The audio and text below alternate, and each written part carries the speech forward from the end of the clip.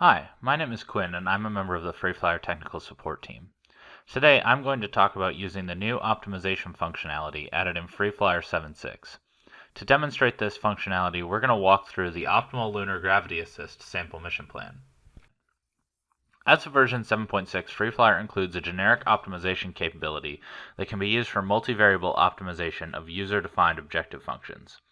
3 different industry-standard optimizers are supported by FreeFlyer: SNOpt, a sparse nonlinear optimizer; IPOpt, an interior point optimizer; and NLOpt, a library for nonlinear optimization. Both IPOpt and NLOpt are included with FreeFlyer, but users will need to obtain their own SNOpt DLL to use SNOpt with FreeFlyer. The optimization functionality allows users to solve for the best solution or just a feasible solution.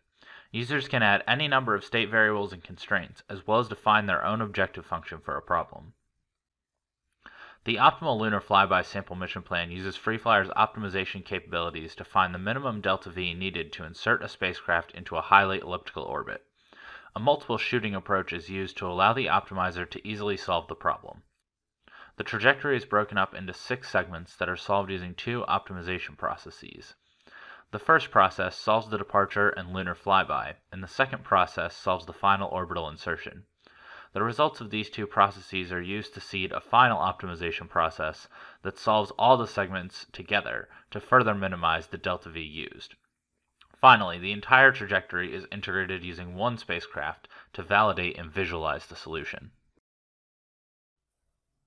Now, let's take a look at some of the script in this mission plan. We'll start with freeform 4, where we configure the departure section. In this freeform, we configure the optimizer to solve the first few segments of the trajectory. First, we add 6 state variables to represent the initial Cartesian state of the first segment. Next, we add 6 more state variables to represent the initial Cartesian state of the second segment. After that, we add some constraints to the optimization process. First, we constrain the periapsis and inclination of the initial segment. Next, we constrain the lunar periapsis of the flyby segment.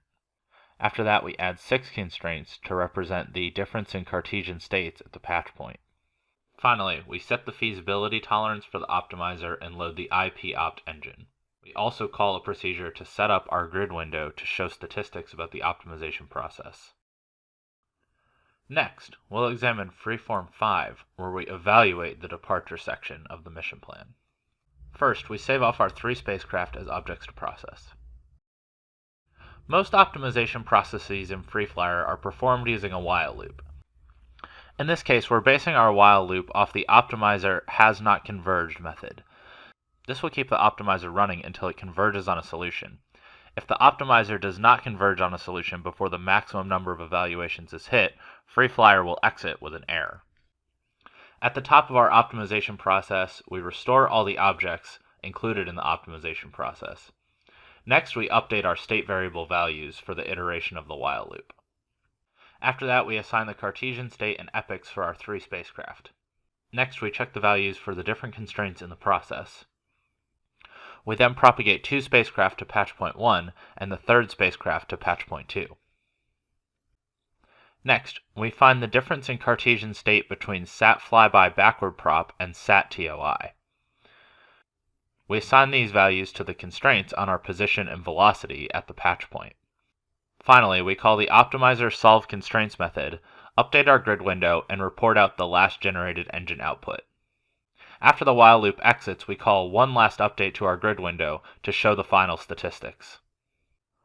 Freeform 6 visualizes the departure segments using the values found in the first optimization process. For now, let's skip to Freeform 7 and look at the configuration for the second optimization process. Similar to what was done in Freeform 4, state variables are added to define the initial state of the spacecraft on the trajectory segments. Additionally, 2 state variable blocks are used to define the components of 2 burns. For the second optimization process, a constraint is placed on the radius dotted with a velocity to ensure that a maneuver occurs at periapsis. This is a good example of a guiding constraint, which isn't necessary to find the optimal solution, but it helps the optimizer converge faster. Again, in this optimization process, 6 constraints are used for the difference in Cartesian states at the patch points. Finally, 4 constraints are used to define the final orbit of the spacecraft. After adding all the state variables and constraints, the feasibility tolerance is set and the IP-opt engine is loaded again. Next, we'll move on to Freeform 8 to examine the evaluation loop for the second optimization process. Again, the spacecraft used in the optimization process are saved before beginning the evaluation loop. Additionally, the while loop in this process also uses the optimizer has not converged method. The SAT Flyby forward prop spacecraft is initialized using the results from the first optimization process, and the SAT MOI backward propagation spacecraft is initialized with state variable values. The other 2 spacecraft in the optimization process are initialized to have the same states as their forward and backward propagated counterparts. The 2 Flyby spacecraft and the backward propagated mission orbit spacecraft are all stepped to their respective patch points. Next, the components of the first burn are assigned from the state variables, and SAT MOI backwards prop is maneuvered using the burn. The difference in Cartesian states at the second patch point is calculated, and the values are assigned to constraints. The same process of getting the burn values and performing the maneuver is repeated with the second burn and the SAT MOI forward prop spacecraft. Next, that spacecraft is stepped to its apogee. After the spacecraft has been stepped, the constraints on the final orbit are updated. In contrast with the last optimization process, this process uses the optimizer minimize method instead of the optimizer solve constraints method. This is because we are trying to find the trajectory with the least amount of delta V used, whereas in the last process, we were simply trying to patch together the segments and find a valid solution. In Freeform 9, the results of the second optimization process are visualized. We will again skip over this and go to Freeform 10, where the third and final optimization process is configured. The third optimization process combines the results from the first 2 processes to further refine the minimum delta V required. As part of this, the results from the first 2 processes are used as initial guesses for the state variables and saved off here in the init guesses array. The same state variables from the first process are reinitialized here, as well as the state variables from the second process. Additionally, 2 new state variables are added to allow for an epoch offset at both patch points. The constraints from both optimization processes are included here as well. The value of the initial guesses for the state variables is assigned using the init guesses array that we saw above. The feasibility tolerance and maximum nominal evaluation count are adjusted as well. For the third optimization process, we load in the NLOpt optimization engine using an augmented Lagrangian algorithm. Finally, some configuration changes are made to the output layout.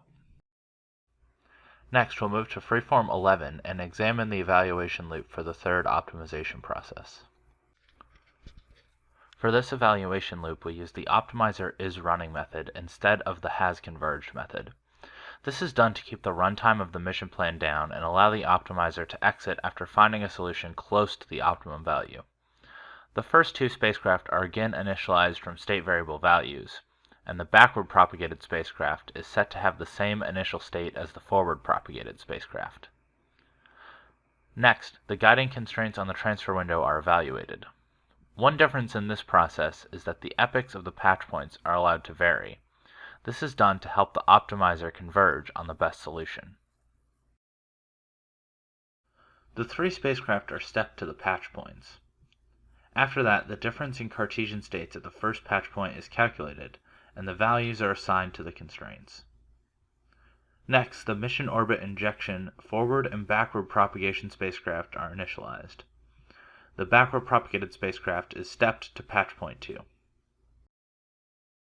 The first burn is initialized using state variable values, and the backward propagated spacecraft is maneuvered using the burn. The difference in Cartesian states at the second patch point is then evaluated, and the values are assigned to the corresponding constraints. Next, the second burn is initialized, and the forward propagated spacecraft is maneuvered using the burn. After that spacecraft has been maneuvered, it is stepped to its apogee. The constraints on the final orbit are then evaluated. Again, the optimizer minimize method is used since we're looking for the minimum delta V required. Finally, the grid window displaying optimization statistics is updated, as well as a new grid window showing the values in the Jacobian for the optimization process. Finally, let's take a look at Freeform 12, where we integrate and visualize the trajectory using a single spacecraft. First, we restore the objects that we saved as part of the optimization process. Next, we set the spacecraft to use a fixed step size of 800 seconds. This is done so that the spacecraft's tail is smooth in the visualization. Similar to what happened in the evaluation loop, the spacecraft state is assigned from state variable values, but this time we use the best state variable values that the optimizer found.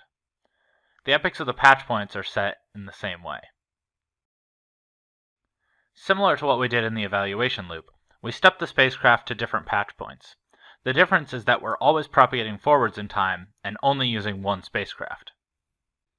Additionally, we're using a while stepping loop instead of just the step 2 command so that we can visualize the trajectory while we propagate. In between the different while stepping loops, we maneuver the spacecraft using the 2 burns. Finally, we go through an extra while stepping loop to visualize the spacecraft in its final orbit. Now that we've looked at how this mission plan is constructed, let's walk through the output of the mission plan. When we run the mission plan, the first things that are displayed are the grid window and engine output for the first optimization process. The grid window shows the values of the state variables and constraints, as well as other statistics about the optimization process, such as evaluation count and the value of the objective if one is being used. The values of the state variables and constraints are color-coded based on whether or not they are within their bounds. Next, we can see the first 3 segments of the trajectory visualized. The magenta segment is the back-propagated spacecraft, and the yellow and blue segments are the forward-propagated ones. Then, we move on to the second optimization process, and the values of the grid window change to show the statistics for that process. Engine output is again shown at the bottom of the screen. Once that process finishes, the final 2 segments of the trajectory are visualized. The red segment is the spacecraft backwards propagated from the final orbit, and the orange segment is the spacecraft in the final mission orbit. After the visualization finished, the output layout is reconfigured again to show the Jacobian instead of engine output. The values in the Jacobian are color-coded based on how well they are scaled. In general, not all values will be perfectly scaled all the time, but a grid window like this is a useful tool when tuning your optimization process. Again, the grid window in the top left shows statistics about the active optimization process. You can watch the objective value change as the optimizer tries to find the best solution. Once the third trajectory optimization process finishes, the output layout is reconfigured again, and the final trajectory is drawn in green on the left. One of the most noticeable differences between the 2 trajectories is the plane change at apogee. There is a large discontinuity between the blue and red trajectory segments that gets removed in the final optimization process as a solution that uses less delta V is found. This concludes our walkthrough of the optimal lunar flyby sample mission plan. If you found this video helpful, you can check out the other how-to videos on our AI Solutions YouTube page. Additionally, if you're interested in learning more about optimization in FreeFlyer, you can check out these 2 videos from our Fall 2020 FreeFlyer Users Conference. Additionally, if you have any questions or issues, feel free to reach out to our tech support team at any point in time. You can do this through email or over the phone.